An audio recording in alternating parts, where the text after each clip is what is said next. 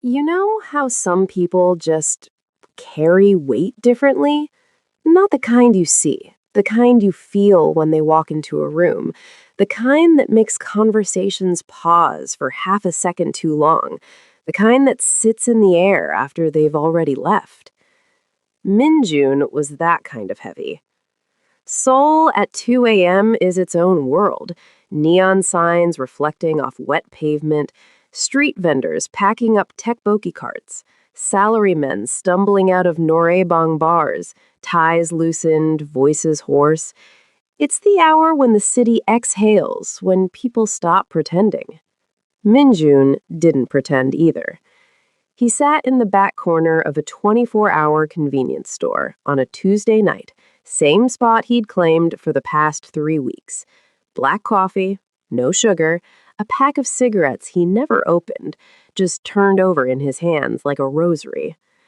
The fluorescent lights buzzed overhead, cheap, relentless, the kind of light that makes everything look a little sick. He liked it here because no one bothered him. The part-timer at the counter, some college kid with acne scars and dead eyes, had learned fast. You don't ask questions, you don't make small talk. You let the man in the expensive coat sit in the plastic chair by the instant ramen aisle, and you mind your business. Minjun wasn't old, 34, maybe 35, but he had the face of someone who'd stopped counting birthdays. Sharp jawline, dark eyes that didn't blink much, the kind of handsome that makes people uncomfortable because it comes with something else underneath, something that doesn't smile right. He had a scar, thin, pale, just above his left eyebrow. You wouldn't notice it unless you were looking, but if you were looking that close, you'd already made a mistake. Here's the thing about Minjun. People feared him. Not because he was loud, not because he threatened, he barely spoke, actually, but when he did, things happened. Businesses changed hands. People disappeared from neighborhoods. Debts got paid in ways that didn't involve money. He ran parts of Seoul most people didn't talk about. The kind of empire that doesn't have a name, doesn't have an office, just phones that rang at odd hours, just men in black cars who showed up when you didn't pay attention the first time. But tonight? Tonight he was just tired. He sipped his coffee. It was burnt. It was always burnt. He drank it anyway. The door chimed. Minjun didn't look up. He never did. You learn quick in his line of work. Eye contact is a contract, a challenge, an invitation. Better to stay invisible even when everyone knows exactly who you are. But then he heard her voice. "Excuse me, do you have any plasters? Band-aids?" English, accented, soft but firm, like she was used to asking for things she needed and not getting them. The part-timer mumbled something in broken English, pointed vaguely toward the back. Minju glanced up. She stood by the counter, pulling coins from a small fabric purse, counting them twice. Mid-20s, maybe. Dark skin that caught the fluorescent light in a way that made it look warmer than it was. Her hair pulled back in a bun, a few curls escaping. Nursing scrubs. Blue, wrinkled, with a name tag clipped crooked on her chest. Christiana. She wasn't Korean, that much was obvious. South African, maybe East African, somewhere far from here. Her hands shook a little as she counted the coins, not from cold, from exhaustion. Minjun watched her the way you watch something out of place, not suspicious, just aware. She bought the Band-Aids, a triangle kimbap, a small carton of banana milk. Then she sat down. Not near him, 3 tables over, but still, she sat. Most people didn't sit in convenience stores at 2 a.m. unless they had nowhere else to go. She peeled open the kimbap with care, like it mattered, like it wasn't just cheap rice and pickled radish. She ate slowly, deliberately, the kind of slow that comes from needing the food to last. Minjun looked away. None of his business. But then she opened the Band-Aids and tried to wrap one on her own heel, twisting her ankle awkwardly, wincing as she pressed the adhesive down. It didn't stick right. She tried again. Failed. Her shoulders sagged. Minjun didn't move. He told himself he didn't care, but his jaw tightened. The part-timer's phone buzzed. The kid glanced at it, then slipped into the back room, probably to scroll TikTok for 10 minutes. And in that moment, the hum of the fridge, the distant sound of a taxi horn outside, the woman sighing as she gave up on the Band-Aid, something shifted. Minjun stood. He didn't think about it, didn't plan it, just moved. He walked past her table, grabbed a small bottle of antiseptic spray from the shelf, and set it down for her, without a word. She looked up, startled.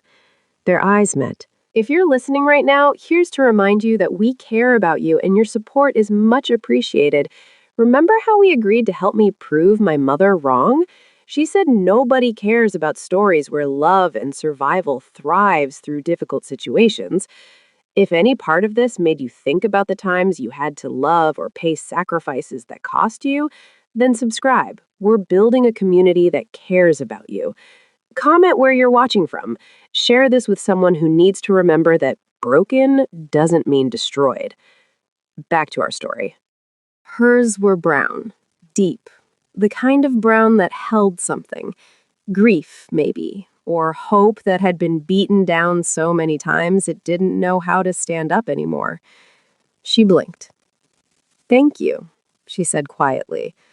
Her voice had an ache in it. Minjun nodded once, stepped back, returned to his seat.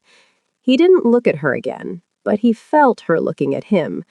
And for the first time in years, Minjun felt something he didn't have a name for. Not attraction, not pity.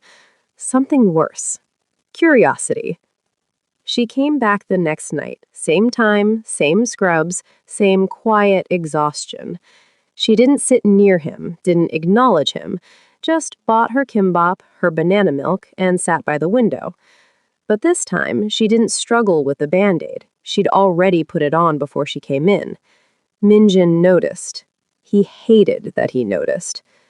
On the third night, she smiled at him. Just a flicker, a polite acknowledgement. He didn't smile back, but he didn't look away either. And that was the first crack. Because men like Minjun don't look. They don't notice tired nurses counting coins. They don't care about women who eat alone at 2 a.m. But he did. And somewhere, in a part of his chest he thought he'd buried years ago, something very small and very dangerous began to wake up. By the second week, Minjun knew her schedule better than he knew his own, and that should have been the warning sign, but he ignored it, the way you ignore a check engine light when the car still runs. She worked nights at Asan Medical Center. He'd seen the hospital logo on her badge one evening when she'd leaned over to pick up dropped coins, and the laminated card had swung forward, catching the light. She finished her shift at midnight, took the subway to Gangnam Station, walked 14 minutes to this specific convenience store, and stayed for exactly 30 minutes before disappearing into the maze of side streets that led to the older apartment complexes, where rent was cheap and landlords didn't ask questions. He didn't follow her. He didn't need to.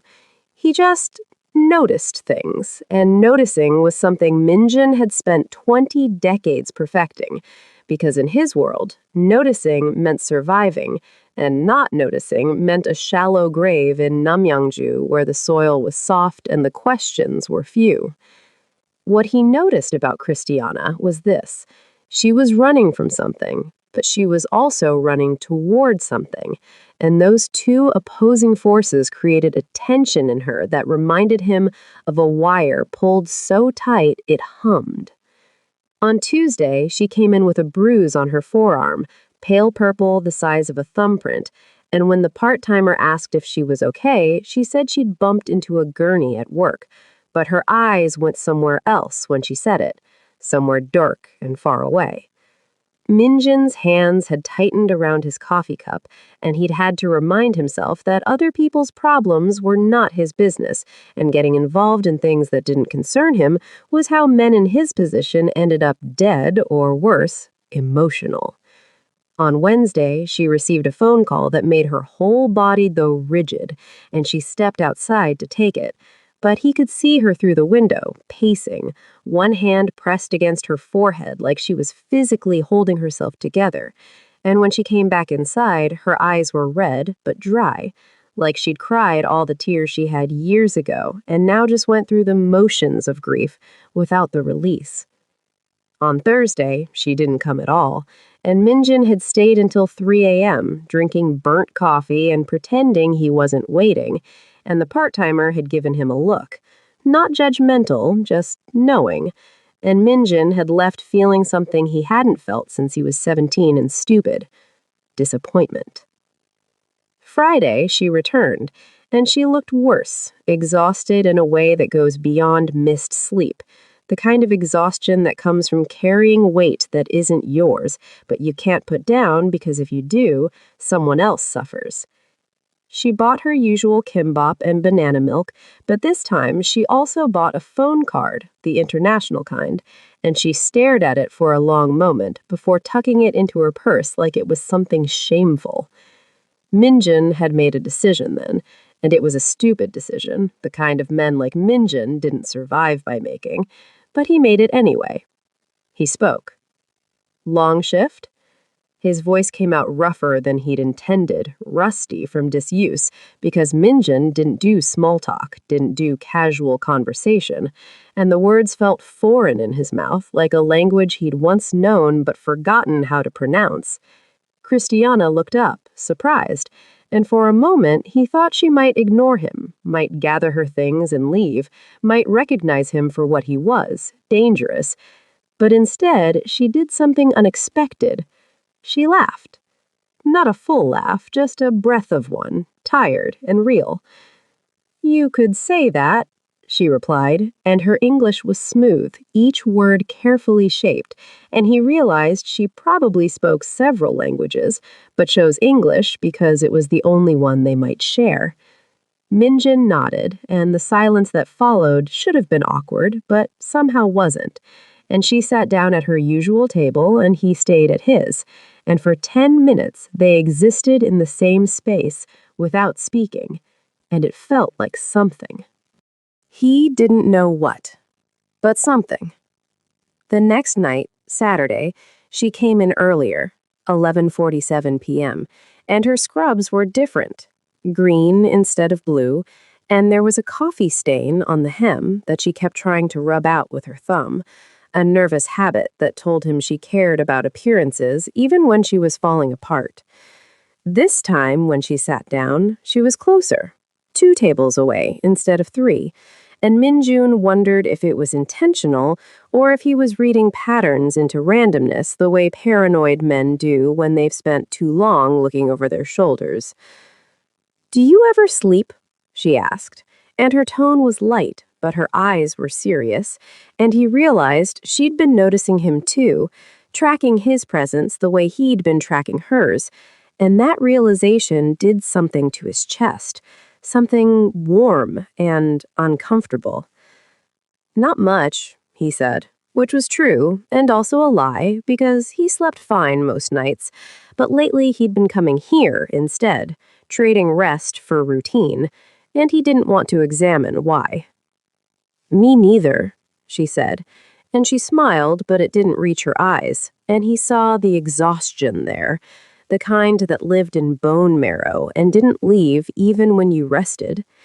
She opened her kimbap, and he watched her eat. Small bites, slow chewing, making it last. And he thought about the phone card, the international calls, the bruise, the tears she didn't cry, and a picture began forming in his mind, incomplete, but troubling. "You send money home?" he asked, and it was too personal. Too direct, but he'd never learned how to dance around questions, had only learned how to ask them and deal with the consequences. She paused mid-bite, and something flickered across her face. Fear, maybe, or caution, but then it passed, and she nodded. "My daughter," she said quietly. "She's with my mother in Cape Town." And there it was, the weight she carried, the reason for the exhaustion, The cheap meals, the international phone cards, the way she counted coins twice. She had a child on another continent, and she was here, alone, working herself to dust to send money back. And Min Jun understood sacrifice in theory, but had never understood it in practice because he'd never had anything worth sacrificing for. "How old?" he asked. "5," Christiana said, and her voice cracked just slightly on the word, and she cleared her throat. "Her name is Tandi. It means beloved." Minjun didn't respond because he didn't trust his voice, didn't trust the strange ache that had opened up behind his ribs, and he looked down at his coffee instead, at the dark surface reflecting the fluorescent lights, and thought about how quickly things could change, how one conversation could crack open a door you didn't know was closed. "I haven't seen her in 8 months," Christiana continued, and she wasn't looking at him anymore, but at the window, at her own reflection in the glass, and her eyes were wet, but still tearless. "I send everything I can. It's never enough. My mother is sick, diabetes, and the medication is expensive, and Tandi needs school fees. And I thought if I came here, worked for a year, maybe 2, I could save enough to go back and actually stay." She laughed again, that same tired breath. "But everything costs more than I expected, and the agency that brought me here took most of my first 3 months' salary for fees, and now I'm just stuck." Minjun's jaw tightened, and he felt something old and familiar rising in his chest. Anger. But it was different this time. Not the cold, calculated anger he used like a tool, but something hotter, more personal, and he realized with uncomfortable clarity that he wanted to hurt whoever had taken advantage of her, wanted to find the agency and make them understand what happened to people who exploited the desperate. But he said none of that. Instead, he said, "That's a long time to be away from home." "Yes," she whispered, "it is." And the silence that followed was heavy with things unsaid, with the weight of oceans between mothers and daughters, with the cruel math of survival that forced people to choose between being present and being providers. And Minjun felt something shift in him, some internal geography rearranging itself. This woman, this stranger, was carving space inside him without permission, and he should have been afraid of that, should have recognized the danger, but all he felt was a pull, gravity, the sense that he was standing at the edge of something, and the ground beneath him was already giving way. "You come here every night," Christiana said, and it wasn't a question, but an observation, and her eyes were on him now, direct and searching. "Are you running from something too?" And Minjun, who hadn't answered a personal question honestly in 15 years, who had built his entire existence on silence and strategic deception, found himself saying, "Maybe." Just that, one word. But it was the truth, and she heard it, and something passed between them. Recognition, maybe, the way ghosts recognize each other in the dark. And Minjun knew, sitting in that fluorescent-lit convenience store at midnight, that he'd just made a mistake. Not because she was dangerous, but because she wasn't. And that was so much worse. The first time Minjun gave her money, he told himself it was practical, not personal. Just a transaction between 2 people who happened to occupy the same corner of Seoul at ungodly hours, and if he happened to slip an envelope with 2 million won into her bag when she went to the bathroom, that was just him being efficient because watching her count coins was starting to irritate him in a way he couldn't articulate. She'd found it later, he knew, because she'd come back the next night and stood in front of his table with the envelope in her trembling hands and her eyes blazing with something between gratitude and fury.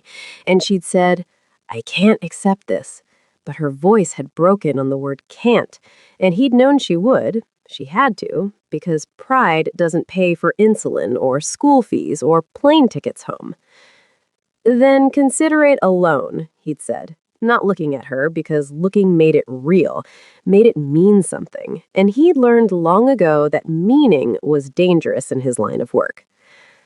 "I'll never be able to pay you back," she'd whispered, and the shame in her voice had cut him somewhere he didn't know he could still bleed. "I didn't ask you to," he'd replied, and that had been the end of the conversation. Except it wasn't the end of anything. It was the beginning of something neither of them knew how to name. After that, the nights at the convenience store became something else. Not friendship exactly, but not strangers either. Something in between that felt like standing in a doorway, one foot in safety and one foot in free fall. And Minjun had spent his whole life calculating risk, but this was a risk his spreadsheets couldn't account for. She started staying longer, 40 minutes instead of 30, then an hour.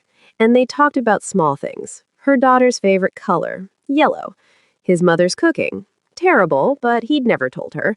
The way Seoul felt foreign to both of them, even though he'd lived here his whole life and she'd been here less than a year. And somewhere in those conversations, Minjun began to feel like a person instead of a position, like someone with a name instead of just a reputation.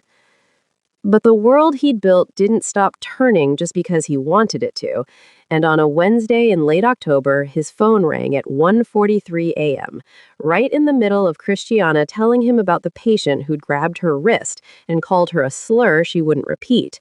And he'd seen the name on the screen, Daijung, his second in command, and known immediately that something had shifted, something had broken, because Daijung never called unless blood had been spilled or was about to be. He'd stepped outside to take it, and Christiana had watched him go with those two knowing eyes, and when he'd returned 15 minutes later, his hands had been shaking, and she'd noticed, had reached across the table and touched his wrist and said, "Are you okay?" And he'd wanted to laugh because, no, he wasn't okay. He'd just learned that Park Jin-woo from the Incheon crew had made a move on Minjun's territory in Itaewon, and 3 of his men were in the hospital and 1 was in the morgue. And now Minjun had to decide whether to escalate or show weakness, and both options led to violence. And he was so tired of violence, so tired of being the man who made those decisions. But he couldn't tell her that, couldn't explain that the reason he sat in convenience stores at 2 a.m. was because it was the only place he felt human, the only place where people didn't flinch when he entered a room, and she was the only person in years who'd looked at him without fear or calculation, just curiosity and something that might have been kindness. So instead, he'd said, "I'm fine," and pulled his wrist away from her touch because her skin on his felt like evidence, like something that could be used against him. And he'd seen the hurt flash across her face before she'd hidden it, had watched her gather her things and leave earlier than usual, and he'd sat alone in the fluorescent light, hating himself in languages he didn't know he spoke. The retaliation happened 3 days later.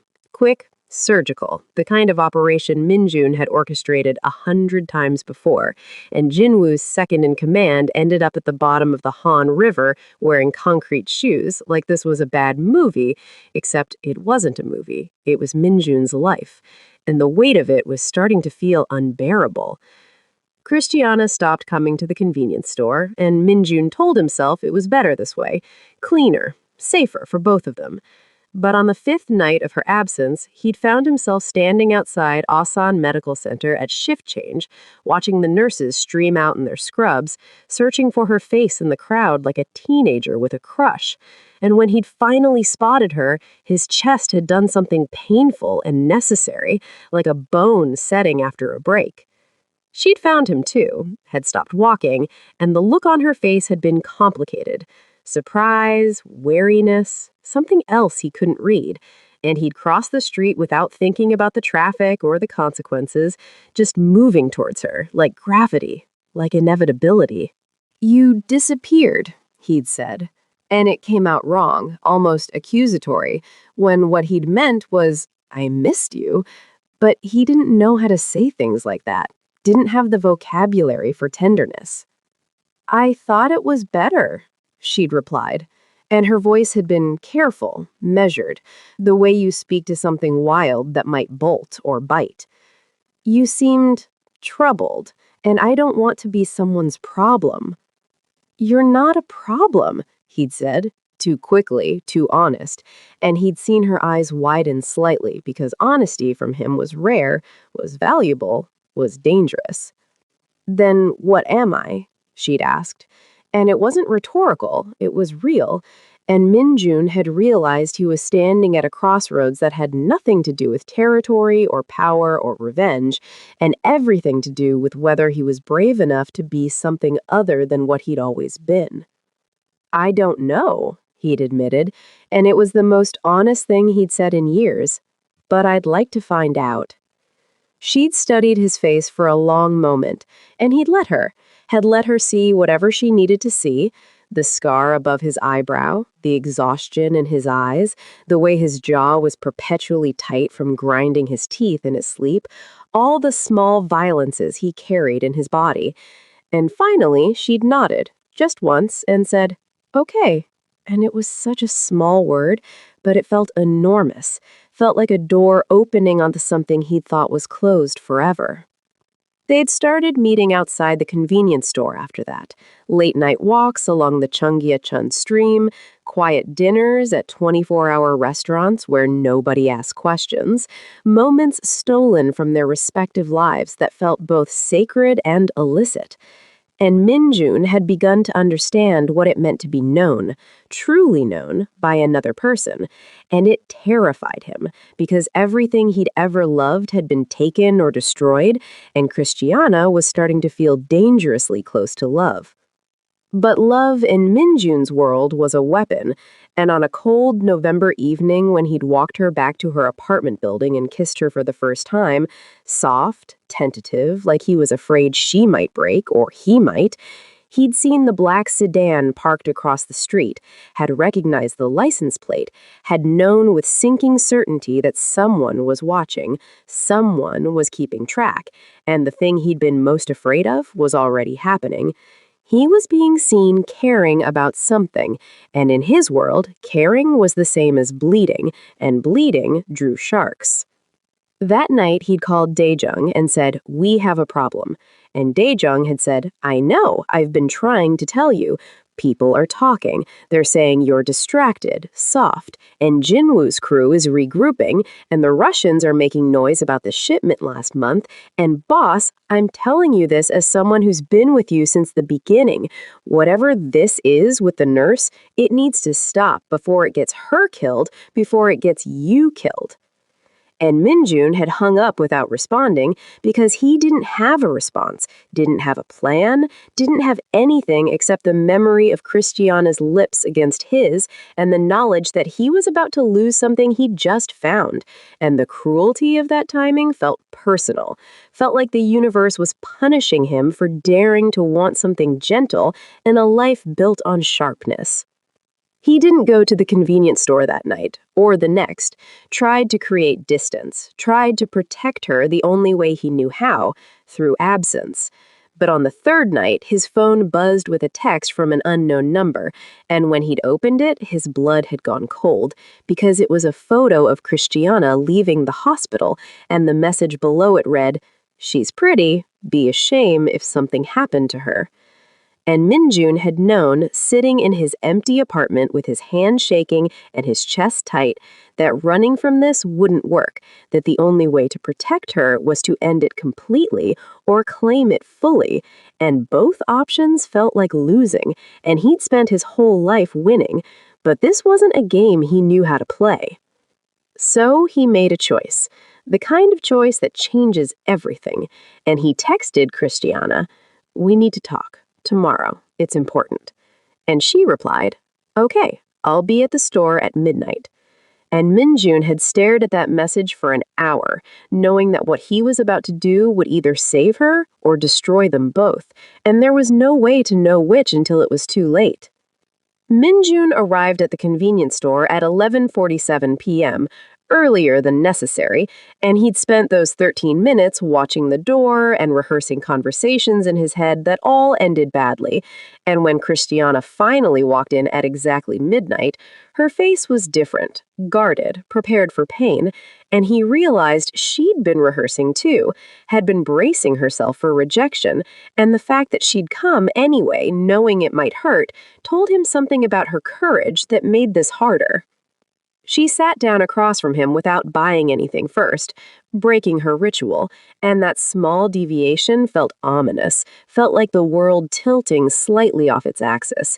And Minjun had his hands wrapped around a coffee cup that had gone cold an hour ago, and he couldn't quite make himself meet her eyes. "I need to tell you something," he said, and his voice was steadier than he felt.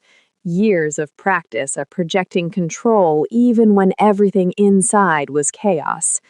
"And after I tell you, you're going to want to leave, and I won't stop you, but I need you to understand why we can't." He stopped, tangled in syntax and fear, and Christiana reached across the table and took his hand, actually took it, wrapped her warm fingers around his cold ones, and said, "Just tell me the truth. Whatever it is, I can handle the truth."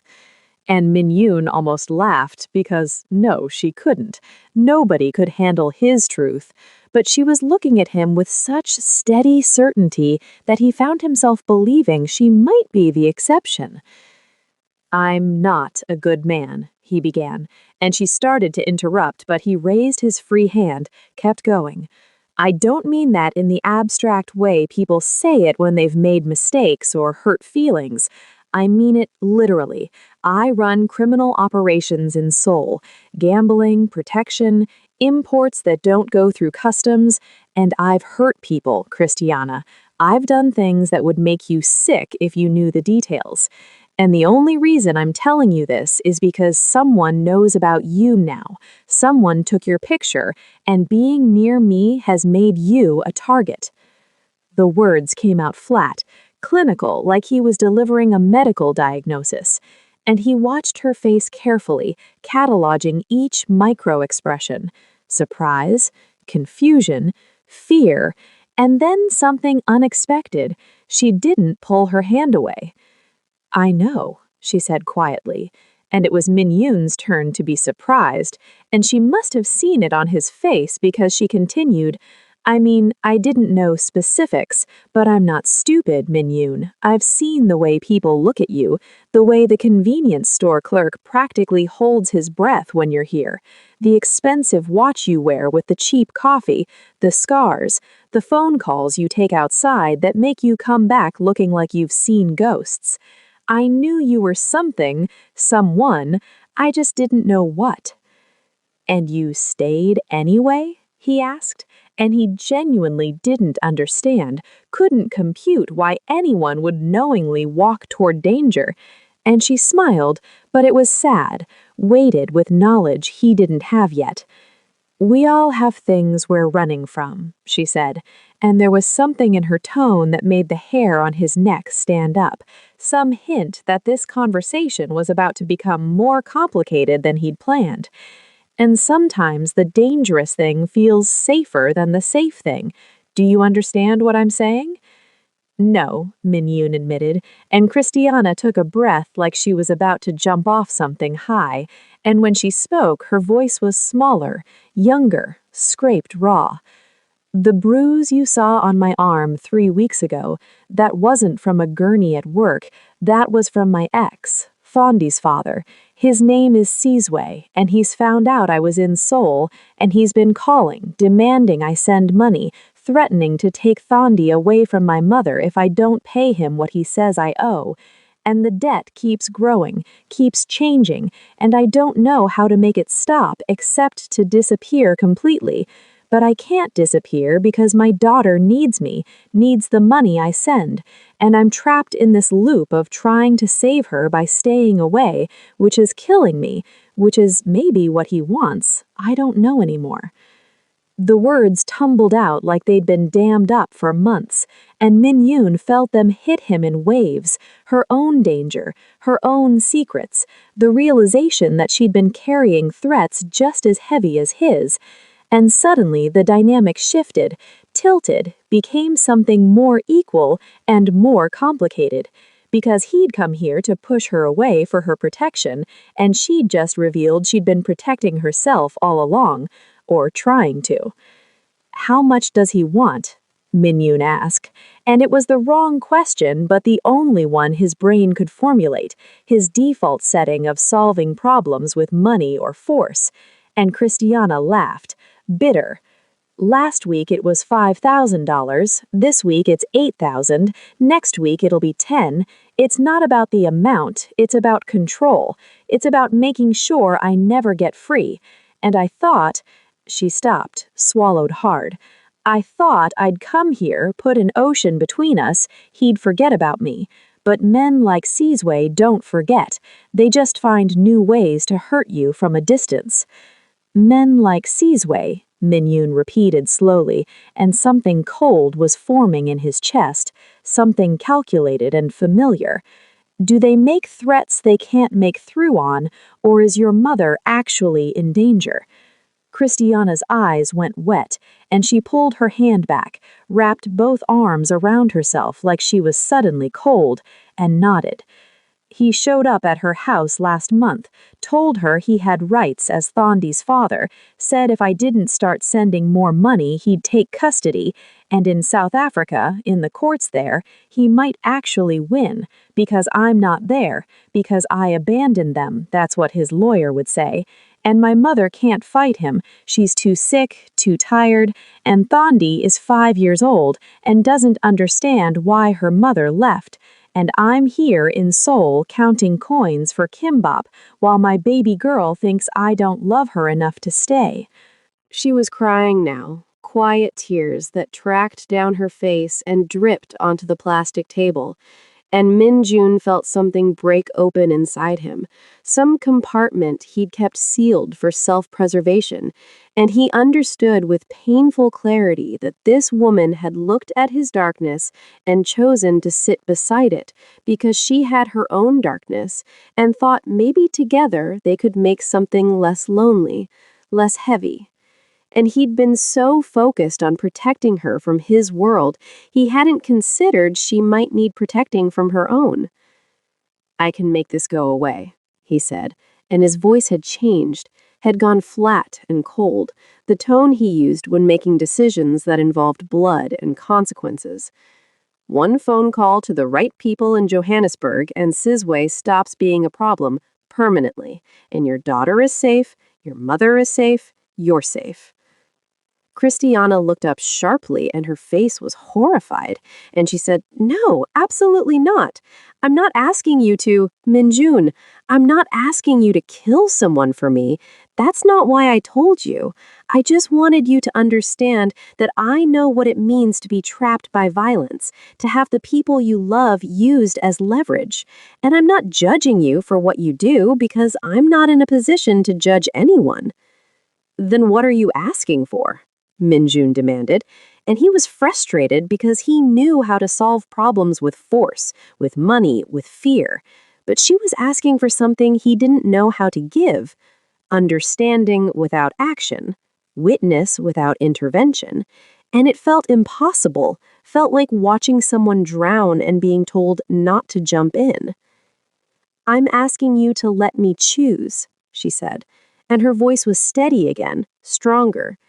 "I'm asking you to stop trying to protect me by pushing me away, because I've been pushed away my whole life, by my father who left when I was 6, by Sizway who only wanted me when I was useful, by circumstances that forced me to choose between being a mother and being a provider. And I'm tired of people making decisions about what's best for me without asking what I actually want." "And what do you want?" Minjun asked, and he was genuinely asking, not rhetorically, because her answer would determine everything that came next. "I want to be seen," Christiana whispered, And it was such a simple request, but it landed like a bomb. I want someone to know all of me. The parts that are afraid, the parts that are broken, the parts that had to leave their daughter behind and live with that guilt every single day, and not run away, not try to fix it, just stay. Minjun looked at her, really looked, and saw a woman who'd crossed an ocean to save a child she couldn't hold, who'd worked herself to exhaustion to send money to people who depended on her, who'd let herself care about a criminal in a convenience store because maybe his brokenness matched hers. And he thought about all the ways he'd failed people in his life, all the relationships he'd burned or buried to maintain power. And he wondered if he was capable of being what she needed, or if he'd just end up being another man who hurt her in the name of protection. I need to think, he said finally. And it wasn't rejection, but it wasn't acceptance either, just honesty. Because if we do this, if we really do this, it changes everything for both of us. And there are people in my world who will see you as weakness, who will use you to get to me. And I need to figure out how to keep you safe without losing you, if that's even possible. Christiana nodded, and she stood up, gathered her things, but before she left, she leaned down and kissed him on the forehead, gentle, deliberate, and said, "Take your time, but know that I've already decided. I've been deciding for weeks, and waiting for you to catch up is okay, but don't wait too long, because men like Sizwe and men like whoever took that photo of me, they don't wait. They just take what they want." And then she was gone, and Minjun sat alone in the fluorescent light with the ghost of her lips on his skin and the weight of impossible choices pressing down on his chest. And he pulled out his phone and stared at Daijung's number for a long time before finally typing, "I need options. Protection detail, surveillance on a South African national named Sizwe, surname unknown, and background checks on the Golden Lion Employment Agency, and I need it quiet." The response came 30 seconds later. "Boss, this is a mistake." Minjun typed back, "I know. Do it anyway." Because here's what he'd realized sitting in that convenience store at 1 a.m. with his coffee long cold and his heart doing uncomfortable things in his chest. He'd spent his entire adult life avoiding exactly this kind of complication, this kind of vulnerability, and it made him powerful and lonely and hollow. And maybe being seen by someone who understood darkness was worth the risk of being destroyed by it. Or maybe he was just tired of being alone. Either way, he'd already made his choice the moment he'd put that money in her bag, the moment he'd asked about her daughter, the moment he'd let him touch his wrist and hadn't pulled away.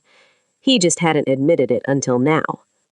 His phone buzzed again, but it wasn't Dae-jung this time. It was the unknown number from before, and the message made his blood go cold. "She told you about Sizwe, didn't she? Interesting. Makes this more complicated, or maybe easier. We'll be in touch." And Minjun understood then that he wasn't the only one watching, wasn't the only one with leverage, and whatever was coming next was bigger than a territorial dispute with Jinwoo's crew, bigger than protection money and shipping routes. This was personal, targeted, and someone had done their homework, had known exactly which thread to pull to make his whole world unravel. He stood up, threw money on the table, and walked out into the Seoul night with his jaw tight and his mind racing, and somewhere in the dark a storm was gathering, and he was standing right in its path. And for the first time in his life, Minjun wasn't sure if he'd survive it. But he knew one thing with absolute certainty: he wouldn't survive it alone.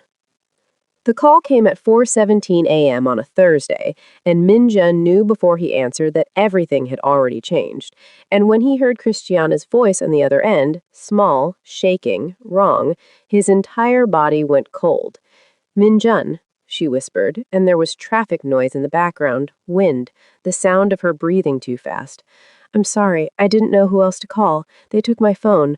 I can't go to the police. I can't." Her voice broke, reformed. "Thondi is gone." The world tilted, and Minjun was already moving, pulling on clothes, grabbing his keys, his phone pressed to his ear so hard it hurt, and he was saying, "Where are you? Tell me exactly where you are." And she was trying to answer, but the words came out fractured. And finally he heard Hongdae, the park near the Children's Museum. "Stay there," he commanded, and his voice was flat and certain, even though nothing inside him felt certain. "Don't move, don't talk to anyone. I'm coming now." He found her 23 minutes later hunched on a park bench with her arms wrapped around herself and her scrubs torn at the shoulder, and when she saw him, she stumbled toward him and he caught her, actually caught her like a body falling, and she pressed her face into his chest and said things he couldn't understand, Korean and English and what might have been Hosa all mixed together, and he just held her and let her shake.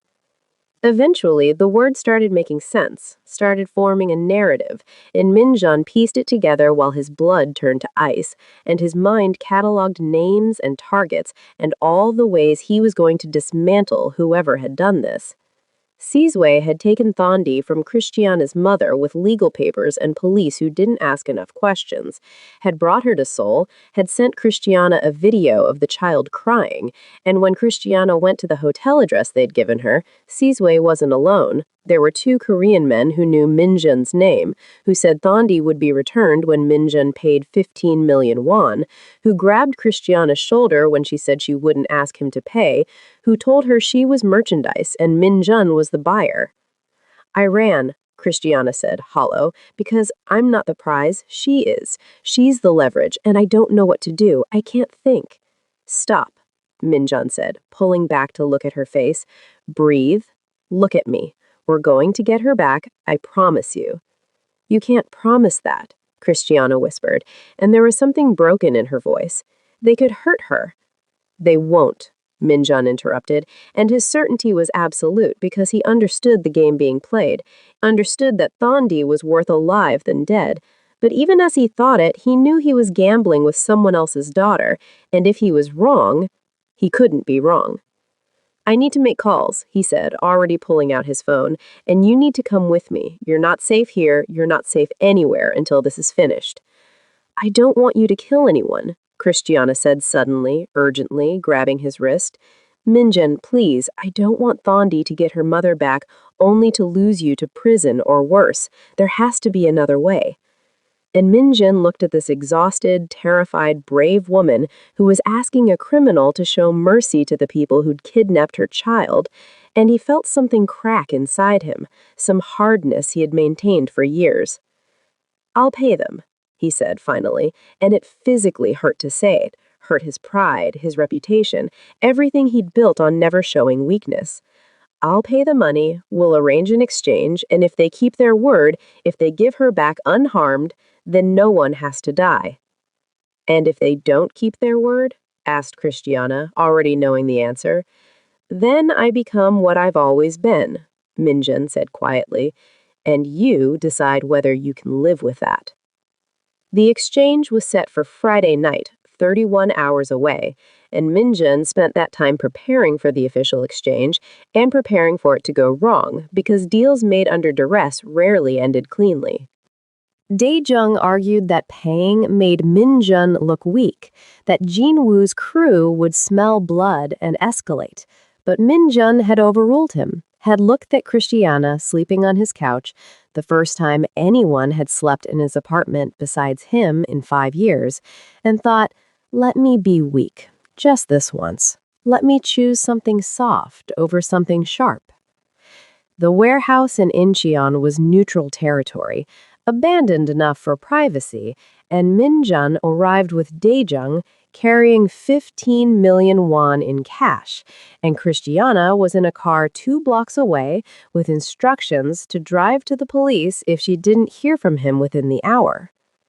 Jinwoo's men arrived 10 minutes late, 4 of them, including Sizwe, who held Thondi's hand, this tiny girl with braided hair and Christiana's eyes, confused and scared and too young to understand the adult nightmare she'd been pulled into.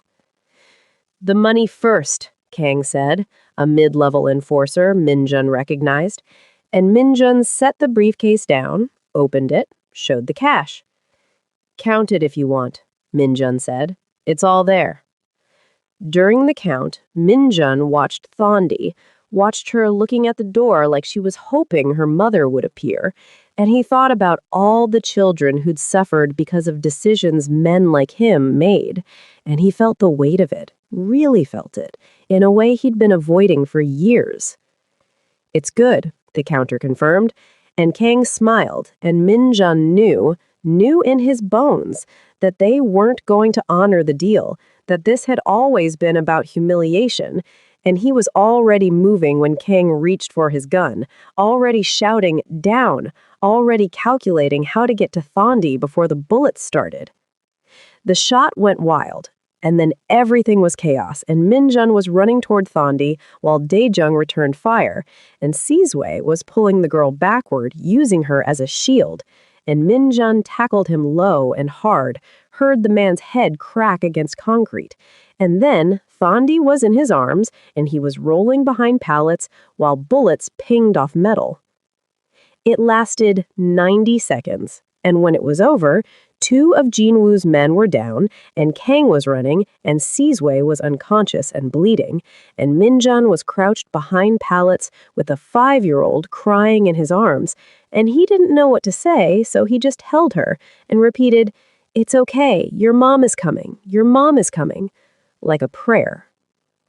Christiana arrived before the police, and when she saw Thondi, she made a sound beyond words, and she was running and crying and taking her daughter from him, and Thondi was saying, "Mama, Mama," and clutching at her, and Minjun stood there with blood on his shirt, watching them, and Daejung said quietly, "We need to go, now."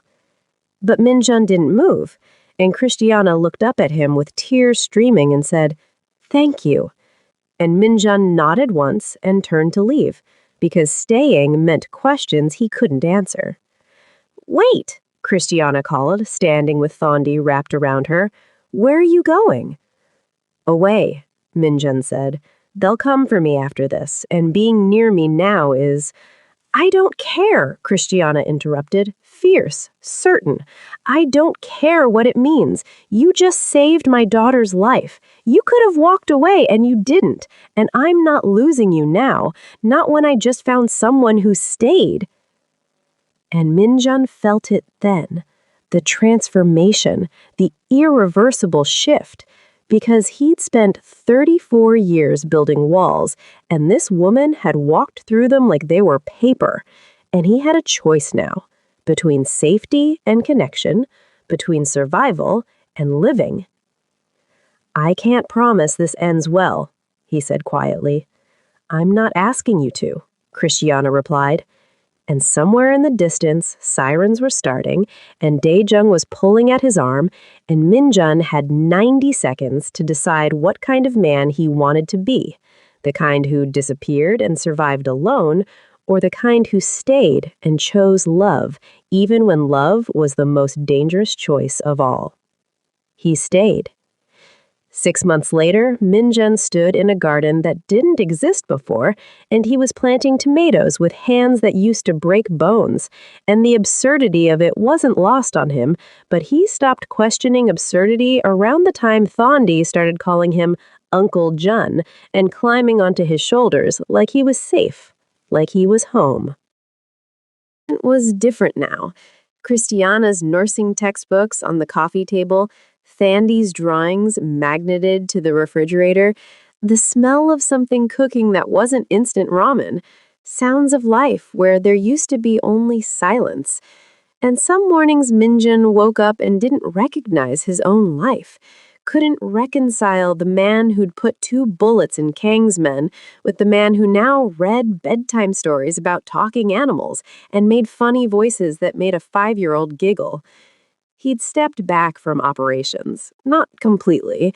You don't just leave his world, you renegotiate your place in it. But enough that Daejung ran most things now.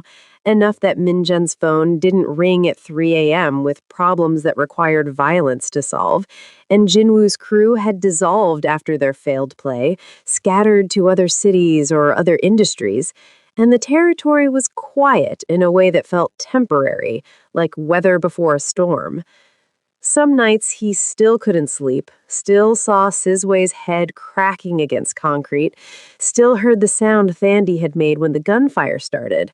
And Christiana would find him on the balcony at 2 a.m., and she wouldn't ask questions, would just stand beside him in the dark, and her presence was enough, was everything, was the only thing keeping him tethered to this new version of himself that felt both real and impossibly fragile. "You're thinking too loud," Christiana said now, coming out to the garden with iced tea, and Thandie was at her hip, always at her hip, making up for 8 months of separation by refusing to be more than 3 feet away from her mother. "Just thinking," Mingyan replied, and he took the tea, and their fingers brushed. And even after 6 months, that small touch still did something to his chest, still felt like proof that this was real, that he hadn't imagined tenderness back into his life. "About?" she asked, sitting on the garden bench he'd built last month, pulling Thandie onto her lap.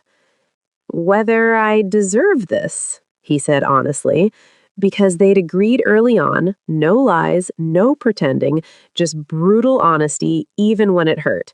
And Christiana's face softened, but she didn't rush to reassure him, didn't offer empty comfort. "I don't know if deserve is the right word," she said slowly, thoughtfully. "I think maybe we both just needed it, and sometimes need is enough. Sometimes surviving means accepting good things, even when you're not sure you've earned them." Thandie wiggled free and ran to Minjun, grabbed his hand with her small, sticky one, and said, "Uncle John, can we plant the yellow flowers now?" And he looked down at this child who'd been through trauma but was somehow resilient, somehow still believed the world could be gentle. And he nodded and let her lead him to the corner of the garden they'd designated for marigolds. He didn't know if he was good for them, didn't know if proximity to him would eventually bring the violence he'd tried to leave behind, didn't know if men like him got to keep soft things, or if soft things were just borrowed, temporary, destined to be taken back by a world that didn't forgive his kind of history. But he was trying to be the man Thandie thought he was, trying to be worthy of the way Christiana looked at him, not with fear or calculation, but with something that might have been love, though neither of them had said the word yet, as if saying it might break the spell. Daejung had called last week, voice tight, said there were rumors that Park Jin-woo was back in Seoul, that he was asking questions, making alliances, and Minjun had felt the old instincts kick in, the need to strike first, to eliminate threats, to protect what was his through force. But then Thandie had shouted, "Uncle John, come look at my homework." And he'd put the phone down and chosen her over strategy, chosen presence over preparation. And maybe that made him weak, maybe that would cost him everything, but he'd made his choice. That night, after Thandie was asleep and Christiana was reading in bed, Minjun stood in the doorway of his own life and looked at what he'd built. This woman, this child, this quiet apartment with its tomato plants and refrigerator art, and he thought about all the ways it could shatter, all the threats still circling in the dark, all the debts unpaid and enemies unmade, and he felt the weight of it, the precariousness, the knowledge that peace in his world was always conditional, always temporary. But he also felt something else. Hope. Fragile and dangerous and probably foolish, but hope nonetheless. Christiana looked up from her book, caught him watching, and smiled. Small, private, real, and patted the bed beside her, and Minjun crossed the room and lay down next to her, and she rested her head on his chest, and for a moment everything was quiet. Everything was still. Everything was exactly as it should be. "Do you think it'll last?" she whispered into the dark. "I don't know," Minjun said, and it was the truth. "But I'll fight for it if I have to." "I know you will," she said, and there was sadness in her voice, acceptance of who he was and what that meant. "Just promise me you'll fight smart, not just hard." I promise, he said. And he meant it, even though he wasn't sure he knew the difference anymore. Outside, Seoul hummed with its endless night noise, and somewhere in that noise, threats were forming, consequences were gathering, the past was coming to collect what it was owed. But in this moment, in this bed, with this woman breathing softly against him, and this child sleeping safely down the hall, Min Jun let himself believe that maybe, he'd found something worth more than survival, something worth becoming someone new for. Even if that someone was still learning how to be gentle, even if the world wouldn't let him keep it, even if the story wasn't finished, just paused, waiting to see if love could hold against everything he'd been and everything that was coming. He closed his eyes, and for the first time in years, he didn't dream of violence. He dreamed of gardens.